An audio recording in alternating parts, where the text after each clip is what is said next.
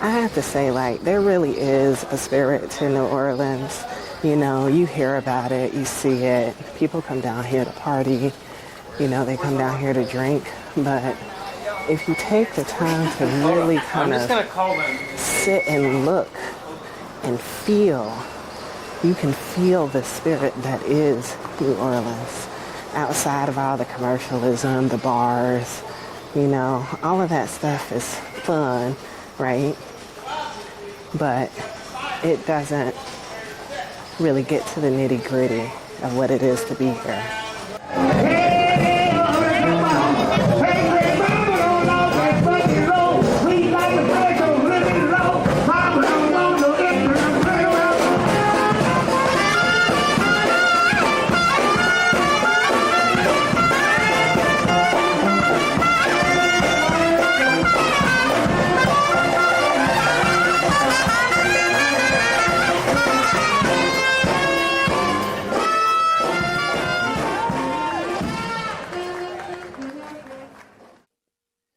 Leaving the New Orleans Historic Voodoo Museum, I couldn't help but reflect on the ways people have always turned to the spiritual for protection, healing, and power, especially in times when society denied them access to traditional means of care. But survival didn't just come through ritual and faith. It also came through medicine, through knowledge passed down, through remedies crafted from herbs, roots, and intuition. And in New Orleans, where magic and medicine often blurred together, the history of healing was just as complex as the history of the city itself. That's what led me to my next stop, the New Orleans Pharmacy Museum. Housed in the farmer shop of America's first licensed pharmacist, Louis J. de Filio. Forgive my pronunciation if that's incorrect. This museum tells the story of early medicine in a city that constantly battled disease, disaster, and the unknown. But for the Black New Orleanians, their experience with medicine was far different from the polished glass bottles and apothecary shelves on display here. In the same way voodoo was a source of healing and protection, so too were the remedies practiced by herbalists, root workers, and midwives, women and men who knew how to heal fevers, ease childbirth, and treat wounds when doctors wouldn't touch them. Hello. I have alum in my apothecary. This is a pill making machine.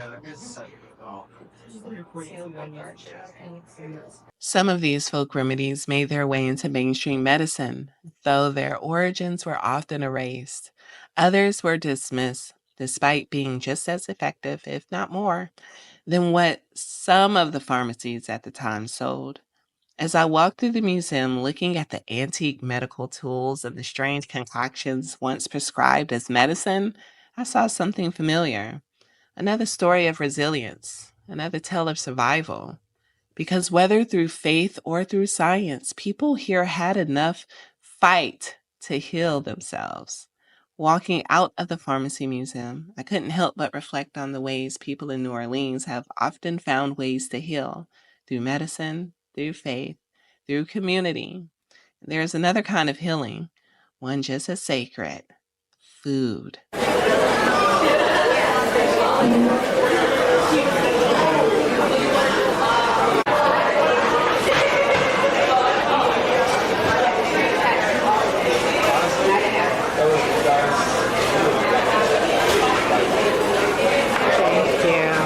Don't like bushes, and you're not gonna want to see this because I'm about to throw down.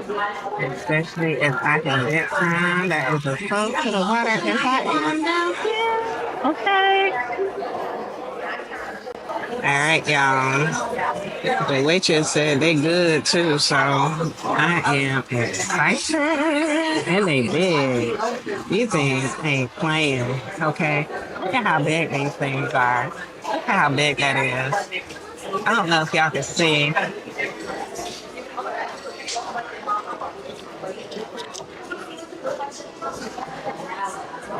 Mmm. Mmm.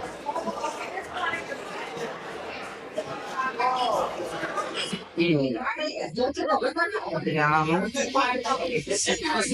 that was fresh. Of course, I'm gonna put some Louisiana hot sauce on it. I like to mix up my toppings. So I'll put some horseradish on one, and then I turn around and put hot sauce on another, lemon on another. I mix some horseradish on the oven, but I'm not even doing these. I'm gonna tell y'all my round two here in a minute. Y'all, those mixtures are some of the best oysters that I have ever had. Some of the fattiest oysters. Oh my goodness, man. I'm about to put down on this food. Some red beans and rice. I wanted to try to get it authentic down here. This is like hot. This is good. Fried chicken too. I'm gonna dump my vegetables right here on the plate.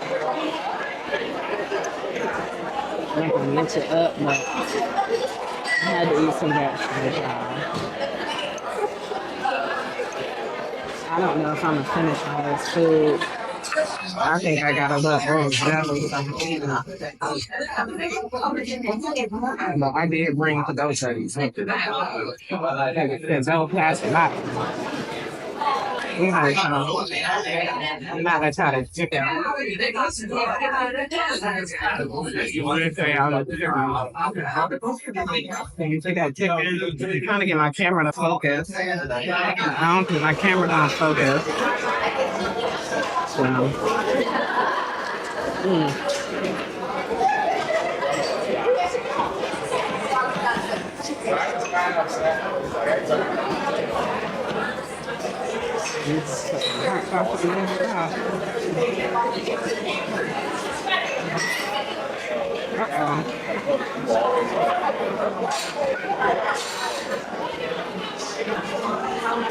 and it's hot and fresh too.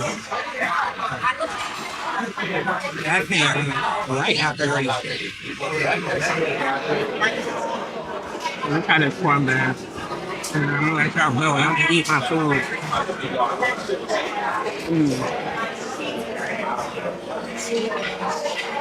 Perfect, perfect, perfect. As the day wound down, I found myself drawn to the Mississippi River, the lifeblood of New Orleans, the silent witness to everything that has ever happened here. I sat on the edge of the water watching the currents move like time itself, always shifting, always carrying stories from one shore to the next. This river has seen everything. It's carried enslaved Africans into the port of New Orleans, the largest port in the U.S. for the transatlantic slave trade. It is a river that symbolizes both bondage and freedom. Generations of Black New Orleanians have relied on the river, not only as a means of transportation and trade, but as a symbol of resilience. African American spirituals were often sung on these waters, and later, jazz, an unmistakable gift of Black culture, echoed through the streets of New Orleans, blending these African rhythms in a defiant act of creativity and freedom. The river carries these legacies in its depths. I thought about how the river, in its timeless flow, reflects the spirit of the people who built this city, who fought for freedom, who created, who dreamed. New Orleans' Black community has always been tied to this water, like a pulse running through the veins of history.